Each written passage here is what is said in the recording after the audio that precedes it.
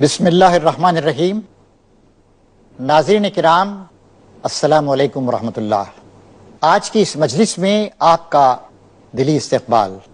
آئیے آج کی اس نشست میں ہم ایک اہم موضوع پہ غور کریں۔ کیا دنیا میں کوئی ایسا انسان ہے جسے رنج و غم، تکلیف اور مصیبت کا سامنا نہ کرنا پڑتا ہو؟ کوئی ایسا گھر ہے جس میں کوئی حادثہ نہ ہوا ہو، کوئی موت نہ واقع ہوئی ہو؟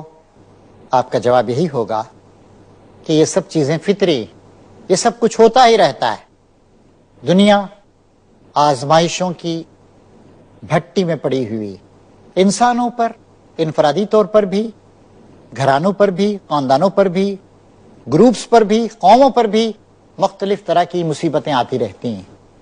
کچھ مصیبتیں وہ ہوتی ہیں جو انسان خود اپنے ہاتھوں سے لاتا ہے، کچھ مصیبتیں وہ ہوتی ہیں جنہیں ہم فطری آفات یا نیچرل کیلامٹیز کہتے ہیں۔ کبھی سونامی، کبھی زلزلے، اس طرح کی مختلف چیزیں بار بار آتی رہتی ہیں۔ ان سے گھبرانا نہیں چاہیے۔ اللہ تعالیٰ جو زندگی کے تمام معاملات میں ہماری رہنمائی فرماتا ہے، وہ کہتا ہے اعوذ باللہ من الشیطان الرجیم، بسم اللہ الرحمن الرحیم، وَلَنَبْلُوَنَّكُمْ بِشَيْءٍ مِّنَ الْخَوْفِ وَالْجُوعِ وَنَقْصٍ مِّنَ الْأَمْوَالِ وَالْأَنفُسِ وَالثَّمَرَاتِ وَبَشِّرِ الصَّابِرِينَ الَّذِينَ إِذَا أَصَابَتْهُمْ مُصِيبَةٌ قَالُوا إِنَّا لِلَّهِ وَإِنَّا إِلَيْهِ راجعون أُولَٰئِكَ عَلَيْهِمْ صَلَوَاتٌ مِّن رَّبِّهِمْ وَأُولَٰئِكَ هُمُ الْمُهْتَدُونَ۔ اس آیت پاک میں اللہ تعالیٰ ہم سب کو مخاطب کر کے کہہ رہا ہے کہ ہم تمہیں ضرور آزمائیں گے، تمہاری آزمائش کریں گے، کسی قدر خوف سے، فقر و فاقہ اور بھوک سے، جان، مال اور آمدنی کے نقصان سے۔ ان ساری مصیبتوں اور پریشانیوں کے باوجود جو لوگ جمے ہوئے رہتے ہیں، صبر کرتے ہیں، اے نبی محمد صلی اللہ علیہ وسلم، آپ ایسے صبر کرنے والوں کو خوشخبری دے دیجئے۔ کون ہے یہ وہ لوگ؟ یہ لوگ وہ ہیں کہ جب بھی مصیبت آتی ہے تو کہتے ہیں انا للہ و انا الیہ راجعون، ہم سب اللہ کے ہیں اور ہم سب کو لوٹ کر اللہ تعالیٰ ہی کے پاس جانا چاہیے۔ ایک مومن کا، ایک اچھے انسان کا طریقہ یہی ہونا چاہیے کہ جب بھی اس پہ کوئی مصیبت آئے تو وہ گھبرائے نہیں، پریشان نہیں ہو، وہ کہے کہ یہ تو ہونا ہی تھا، یہ تو میری تقدیر میں لکھا ہی ہوا تھا۔ وہ کہے میں اللہ کا ہوں، مجھے اللہ ہی کی طرف لوٹنا ہے۔ کتنے پیارے الفاظ، انا للہ و انا الیہ راجعون۔ اس کا مختصر ترجمہ یہ ہو سکتا ہے کہ to God we belong and to him is over return. ہم اللہ کے ہیں، ہمیں اسی کی طرف لوٹنا ہے۔ یہ مصیبت اللہ کے اذن کے بغیر، اس کی اجازت کے بغیر، اس کے علم کے بغیر نہیں آ گئی۔ اللہ تعالیٰ نے ایسا لکھ رکھا تھا، یہ اللہ کی مصلحت ہے۔ اور کتنی بھی مصیبت ہم پر کیوں نہ آئے، بہرحال ہم کو لوٹ کر اللہ تعالیٰ کے پاس ہی جانا ہے۔ آج مریں، کل مریں، کبھی نہ کبھی تو ہم کو مرنا ہی ہے۔ اللہ کی طرف سے مصیبت آئی ہے تو ہم اس کا مقابلہ کریں گے، ہم اللہ پہ بھروسہ کریں گے۔ تو اللہ تعالیٰ اپنے نبی محمد صلی اللہ علیہ وسلم کے ذریعے سے ایسے لوگوں کو خوشخبری دے رہا ہے کہ ایسے صبر کرنے والوں کو آپ خوشخبری دے دیجئے۔ ایسے لوگوں کو جب بھی مصیبت آتی ہے تو وہ ہمت کا مظاہرہ کرتے ہیں، اللہ پر توکل ظاہر کرتے ہیں اور کہتے ہیں کہ ہم اللہ کے ہیں، ہم کو لوٹ کر اللہ ہی کے پاس جانا ہے۔ اولئک علیہم صلوات من ربہم واولئک ھم المہتدون۔ یہ وہ لوگ ہیں جن پر ان کے رب کی طرف سے بڑی عنایتیں ہوں گی، اور یہی وہ ہو جانے والے، ہمت ہار کر بیٹھ جانے والے، واویلا کرنے والے، شکایتیں کرنے والے، اللہ کی شکایت کرنے والے کہ اللہ تعالیٰ نے مصیبت مجھ پہ کیوں ڈال دی۔ بھئی اللہ تعالیٰ جو کچھ کر رہا ہے پلاننگ کے مطابق کر رہا ہے، اور اس طرح کی مصیبتیں بہرحال ہم پر آئیں گی۔ کبھی ہم پر آئیں گی، کبھی ہمارے اہل و عیال پہ آئیں گی، کبھی ہمارے اطراف و اکناف میں نازل ہوں گی۔ تو اس طرح کی ساری مصیبتیں بہرحال آتی ہیں، اور ہمیں اس کو ہمت اور اللہ پہ بھروسے کا ہمیں اظہار کرنا چاہیے۔ اللہ کی مدد ایسے لوگوں کو حاصل ہوتی ہے۔ دنیا میں قربانیوں کے بغیر، تکلیفوں کے بغیر کوئی قوم آگے نہیں بڑھی۔ ایک نوجوان جب تک اپنی رات کی نیند کو، دن کے چین کو قربان نہیں کرتا، جب تک پڑھتا نہیں، اسٹڈی نہیں کرتا، اس وقت تک وہ ایک اچھا ڈاکٹر نہیں بن سکتا، अच्छा इंजीनियर नहीं बन सकता, अच्छा आर्किटेक्ट नहीं बन सकता, वो अच्छा ऑफिसर नहीं बन सकता, अच्छा एडमिनिस्ट्रेटर नहीं बन सकता। और जो आदमी जिंदगी को तफरीह समझता है, उसकी जिंदगी तफरीह बन के रह जाती है और दुनिया में वो कोई बड़ी बात अचीव नहीं कर सकता है। एक माँ जब तक 9 महीने तकलीफ नहीं उठाती, मुख्तलिफ बीमारियों का, मुसीबतों का शिकार नहीं होती, उस वक्त तक किसी बच्चे को जन्म नहीं दे सकती। बच्चे का जब जन्म होता है तो गोया माँ का भी एक नया जन्म होता है। मुख्तलिफ तकलीफ से, बर्थ पैंग से, दर्द ज़ह से, शदीद तरीन तकलीफ से वो गुजरती है, लेकिन वो सब्र करती है और सब्र करती है तो उसका मीठा फल उसे मिलता है। इसी तरीके से जिन कौमों को गुलाम बना लिया गया, उन कौमों ने जिद्दोजहद की, कोशिश की, आजादी के लिए जिहाद किया, नतीजा हुआ कि आखिरकार वो कामयाब हुई और कामयाबी के, तरक्की के मीठे फल उनको खाने को मिले।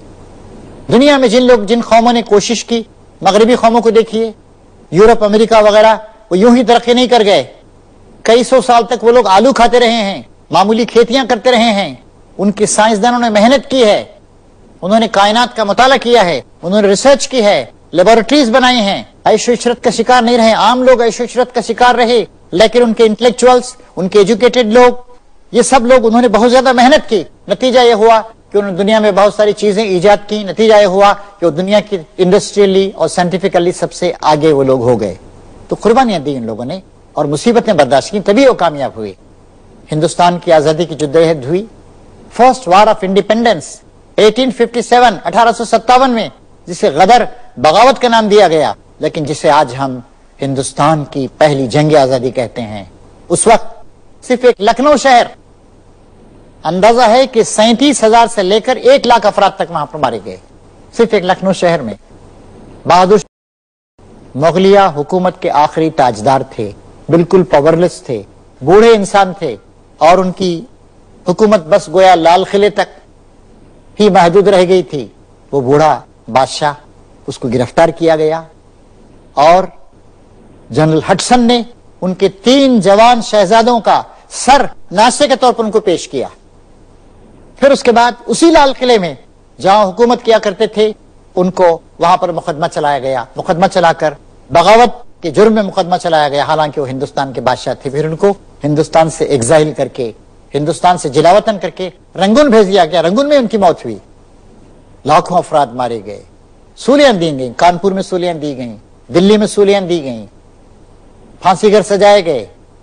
और 1857 में हमने जो पहली लड़ाई लड़ी थी, आखिरकार 1947 में, यानी तकरीबन 90 साल की जिद्दोजहद कशमकश के बाद हिंदुस्तान आजाद हो सका और हम एक आजाद कौम की तरफ दुनिया में आगे बढ़ सके। तो मुसीबतें और तकलीफें आती हैं, सब्र करना होगा, अकल से काम लेना होगा, स्ट्रेटजीज पर गौर करना होगा, स्ट्रेटजीज को बदलना होगा। एक फर्द पर भी इस बात का इतलाफ होता है, एक खानदान पर भी होता है, एक मोहल्ले पर भी होता है, एक शहर पर भी होता है, सब पर इसका इतलाफ होता है। तो जब तक हम सब्र नहीं करेंगे, और सब्र के माने सिर्फ रोध होकर बैठ जाने के नहीं है।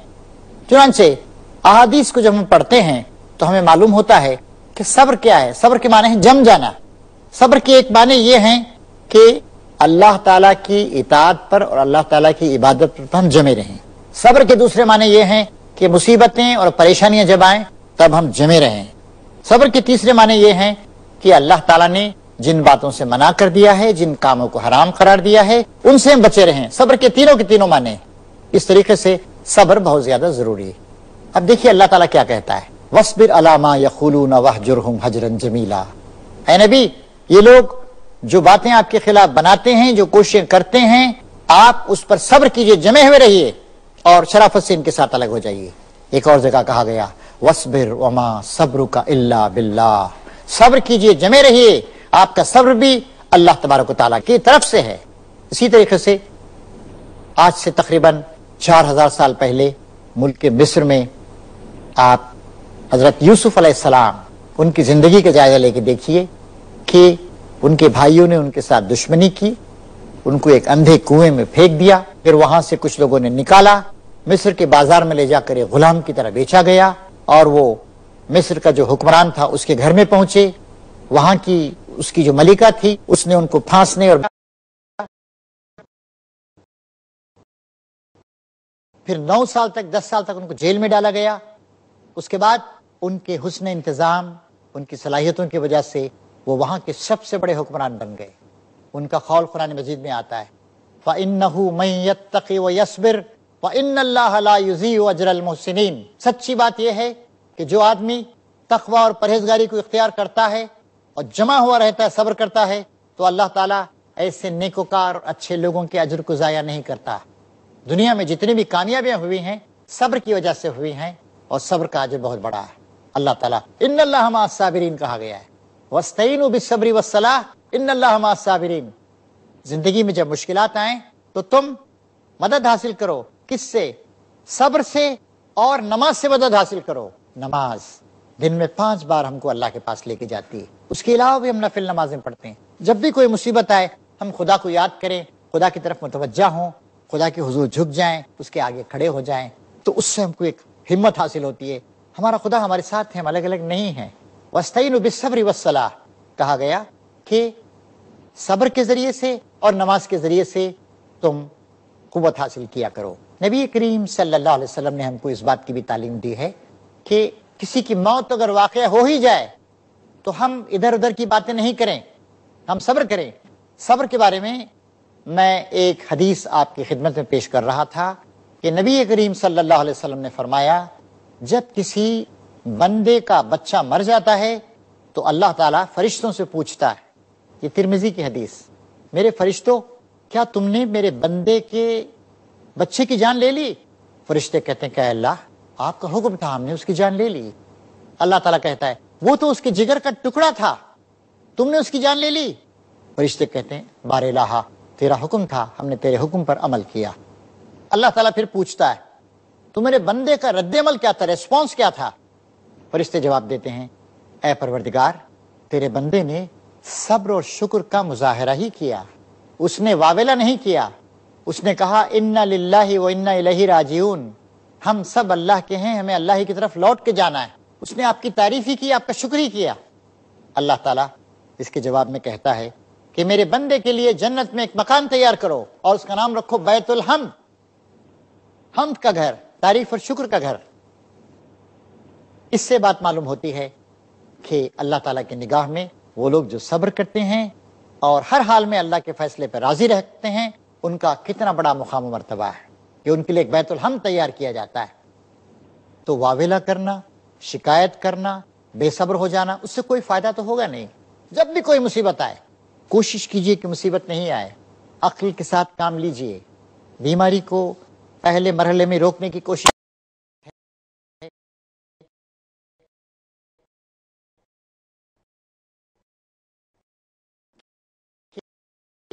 دیکھیے حدیث کے الفاظ، احادیث کو جب ہم سمجھتے ہیں تو ذرا اس کو ایک وائڈر پرسپیکٹیو میں سمجھنا چاہیے۔ الفاظ کیا ہیں حدیث کے؟ جب کسی بندے کا بچہ مر جاتا ہے، بندی کا بچہ بھی ہو سکتا ہے، بھئی یہ تو زبان کی محدودیت ہے، بندی کا بچہ بھی ہو سکتا ہے، بندی کی بچی بھی ہو سکتی ہے، دونوں باتیں ہو سکتی ہیں، لیکن ظاہر ہے کہ الفاظ محدود ہوتے ہیں، لہٰذا یہ الفاظ استعمال کیے گئے ہیں کہ جب بندے کا بچہ مر جاتا ہے تو باپ بھی ہو سکتا ہے، اس کا ماں بھی ہو سکتی ہے، جس کو بھی غم پہنچا ہو، اگر وہ صبر کا مظاہرہ کرے، اگر اللہ پر اعتماد ظاہر کرے تو اللہ تبارک و تعالیٰ اسے اپنے اجر سے نوازتا ہے۔ اسی طریقے سے شکر کی صفت، شکر کیا ہے؟ شکر ایک بڑی ہی بنیادی صفت، جب بھی ہمیں کوئی بھلائی ملے، کوئی خوبی ملے تو ہم اس کو محسوس کریں، اس کو اپریشیٹ کریں، اس کی تحسین کریں۔ نبی کریم صلی اللہ علیہ وسلم ارشاد فرماتے ہیں کہ جو آدمی دوسروں کا شکریہ ادا نہیں کرتا وہ اللہ کا بھی شکریہ ادا نہیں کرتا۔ چنانچہ کہا گیا کہ تم لوگوں کا شکریہ ادا کرو۔ اسی لیے دیکھیں شکریہ کے الفاظ، اللہ کا شکر ادا کرنا، انسانوں کا شکریہ ادا کرنا، یہ ہمارے پاس عام الفاظ، انگلش میں بھی تھینک یو ہے، لیکن جب ہم شکریہ کا لفظ استعمال کریں تو ذرا دل کی گہرائی کے ساتھ اور اللہ کا تصور کر کے ہم شکریہ کا لفظ ادا کیا کریں۔ نبی کریم صلی اللہ علیہ وسلم ہمیشہ لوگوں کا شکریہ ادا کرتے تھے۔ شکریہ ادا کرنے کا ایک طریقہ پریکٹیکل بھی ہوتا ہے، یوں ہی ہم شکریہ نہیں ادا کریں، یہ پریکٹیکل، واقعی ہم اس بات کو محسوس کریں، اور شکر گزاری کا جذبہ عام ہونا چاہیے۔ ہمارے ملازم کا شکریہ، وہ ہماری خدمت کر رہا ہے، ہماری بیوی کا شکریہ کہ وہ ہماری بیوی بنی، ہمارے بچوں کا شکریہ کہ وہ ہمارا احترام کر رہے ہیں، ہمارے ماں باپ کا شکریہ کہ انہوں نے ہماری سرپرستی کی، کفالت کی، ہمارے سماج کا شکریہ۔ تو شکریہ کے لفظ کو زیادہ سے زیادہ پھیلایا جائے اور دل کی گہرائی کے ساتھ شکریہ ادا کیا جائے کہ ہم اپریشیٹ کر رہے ہیں، ہم ریکگنائز کر رہے ہیں، ایکنالج کر رہے ہیں جو کچھ بھلائی آپ نے ہمارے ساتھ کی۔ یاد رکھیے ان الفاظ کو کہ جو بندوں کا شکر نہیں ادا کرتا وہ اللہ تعالیٰ کا شکریہ بھی ادا نہیں کرتا۔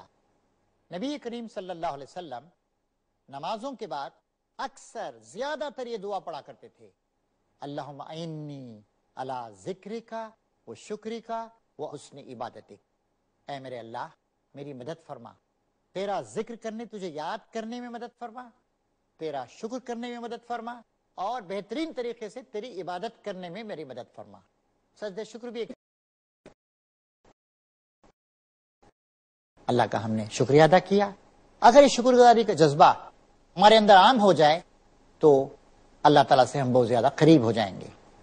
اس سلسلے میں اس بات کی بھی بڑی اہمیت ہے کہ شکر کے الفاظ زبان سے ادا کیے جائیں، شکر کا تصور دماغ میں کیا جائے، اور شکر کے جذبات ہمارے دل میں ہوں۔ تینوں چیزیں ہمارے لیے ضروری ہے۔ ہر نیکی پر شکر کرنا ہے۔ اللہ تعالیٰ نے کھانا پینا دیا، اس پہ شکر کریں۔ اللہ تبارک و تعالیٰ نے نیند کے بعد ہم کو جگایا، اس پہ شکر کریں۔ اللہ نے بیماری سے بچایا، اس پہ ہم شکر کریں۔ ایک مسلمان بندے کا دل ہمیشہ شکر کے جذبات سے معمور، اور اس کی زبان شکر کے کلمات سے بسی ہوئی ہوتی ہے۔ ہر معاملے میں اللہ تعالیٰ کا شکر ادا کرتا ہے، اور اللہ تعالیٰ کہتا ہے لَإِن شَكَرْتُمْ لَأَزِيدَنَّكُمْ وَلَإِن كَفَرْتُمْ إِنَّ عَذَابِي لَشَدِيدٌ، اگر تم شکر گزاری کا رویہ اختیار کرو گے تو میں تمہیں اور دوں گا، اور اگر تم ناشکری کرو گے تو یاد رکھو کہ میری سزا بہت سخت۔ شکر گزاری کا رویہ تمام لوگوں کے ساتھ ہمارا ہوتا چلے جانا چاہیے۔ پھر دیکھیے مصیبتیں آتی ہیں۔ آپ جانتے ہیں حضرت عمر فاروق رضی اللہ تعالیٰ عنہ نبی کریم صلی اللہ علیہ وسلم کے بڑے ہی قریبی ساتھی، اسلام کی باتوں کو بہت گہرائی کے ساتھ سمجھنے والے، اسلام کے جلیل القدر سپاہی، ایک بہت بڑے رہنما، حضرت عمر فاروق ایک جگہ فرماتے ہیں مجھ پر جب بھی کوئی مصیبت آئی تو اپنے ساتھ اللہ تعالیٰ کی 4 نعمتیں لے کر آئی۔ دیکھیے سوچنے کا انداز، ایٹیٹیوڈ کیا ہے۔ جب بھی اللہ تعالیٰ کی کوئی مصیبت مجھ پر آئی تو اپنے ساتھ اللہ تعالیٰ کی 4 نعمتیں لے کر آئی۔ پہلی نعمت یہ کہ اس مصیبت کا تعلق میری دنیا سے تھا، دین سے نہیں تھا۔ بھائی مجھے تکلیف پہنچی، میں بیمار ہو گیا، جھوٹ تو نہیں بول دیا، دین تو میرا برباد نہیں ہو گیا، میری ٹانگ کو چوٹ لگ گئی، میرے 1 لاکھ روپے کا نقصان ہو گیا، یہ تو دنیا کا نقصان ہے نا، دین کا نقصان تو نہیں ہوا۔ میں جھوٹ بولا، میں نے چوری کی، میں نے غیبت کی، میں نے کسی کا مال ناجائز طریقے سے لوٹ لیا، یہ تو میرے دین کا نقصان ہوتا۔ تو جب بھی کوئی مصیبت آئی تو اپنے ساتھ اللہ کی 4 نعمتیں لے کر آئی۔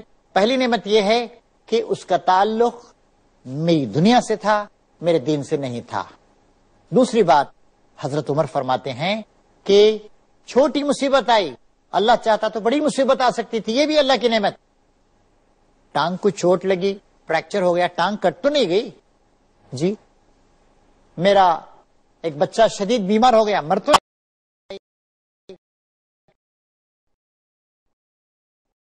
اللہ تعالیٰ چاہتا تو بڑی مصیبت بھیج سکتا تھا۔ اس پر بھی ہمارے اندر جذبہ شکر گزاری ہونا چاہیے۔ تیسری بات حضرت عمر فرماتے ہیں کہ میں نے اپنے دل میں جھانک کے دیکھا، اللہ تعالیٰ کی طرف سے آئی اس مصیبت پر میں گھبرایا نہیں، میں پریشان نہیں ہوا، میں نے شکایت نہیں کی، میرا دل مطمئن تھا، یہ اللہ کا فیصلہ ہے، اللہ کا فیصلہ ہے تو مجھے منظور ہے۔ یہ بھی اللہ تعالیٰ کی ایک نعمت۔ اور پھر اس کے بعد آخری بات حضرت عمر فرماتے ہیں کہ اور مجھے اللہ تعالیٰ کی ذات سے پوری امید ہے کہ اللہ تعالیٰ مجھے اس کا آخرت میں اجر عطا فرمائے گا۔ ان اللہ لا یضیع اجر المحسنین، اچھے کام کرنے والوں کے اجر کو اللہ تعالیٰ کبھی ضائع نہیں کرتا۔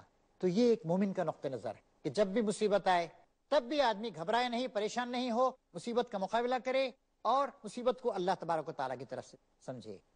وما اصاب من مصیبت الا باذن اللہ، مصیبت جب بھی آتی ہے اللہ تعالیٰ کی طرف سے آتی ہے۔ ومن یتوکل علی اللہ فهو حسبہ، اور جو اللہ تعالیٰ پہ بھروسہ کرتا ہے تو اللہ تبارک و تعالیٰ اس کے لیے کافی ہے۔ تو ہر طرح کی مصیبتوں پر صبر و شکر کا رویہ اختیار کرنا یہ ہمارے لیے بہت زیادہ ضروری ہے۔ نبی کریم صلی اللہ علیہ وسلم جذبہ شکر گزاری کی بہترین مثال ہمیں آپ کی زندگی میں ملتی۔ مصیبتیں آئیں، پریشانیاں آئیں، تکلیفیں آئیں، ہر وقت صبر و شکر کا آپ نے مظاہرہ کیا، کبھی ناشکری کا رویہ نہیں اختیار کیا۔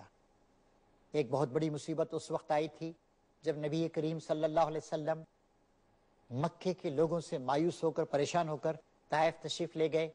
طائف میں آپ نے لوگوں کے سامنے دین کی دعوت کو پیش کیا. لوگوں نے مذاق اڑایا, برا بھلا کہا, آپ کی تحقیر کی, آپ کو پتھروں سے اتنا مارا کہ آپ لہولہان ہو گئے. وہاں سے آپ باہر نکل کر آئے, بے ہوشی آپ پہ طاری ہو رہی تھی. صرف حضرت زید بن حارثہ آپ کے ساتھ تھے. ایک باغ میں آپ نے پناہ لی, باغ کے مالک نے آپ کو تھوڑے سے انگور بھیجے, آپ نے اس کا شکریہ ادا کیا, اللہ کا شکریہ ادا کیا. اس وقت اللہ تعالیٰ نے پہاڑوں کے ناظم فرشتے کو آپ کے پاس بھیج دیا. فرشتے نے آ کر کہا کہ اے رسول محمد, آپ کے رب کو معلوم ہے کہ آپ کے ساتھ آپ کی قوم نے کیا سلوک کیا ہے. آپ اگر مجھے ہلکا سا اشارہ کریں تو ان دو پہاڑوں کو میں طائف کس طرح ملا دوں کہ طائف کے سب لوگ کچل کے رہ جائیں. حضور نے کہا کہ نہیں, میں یہ نہیں چاہتا ہوں.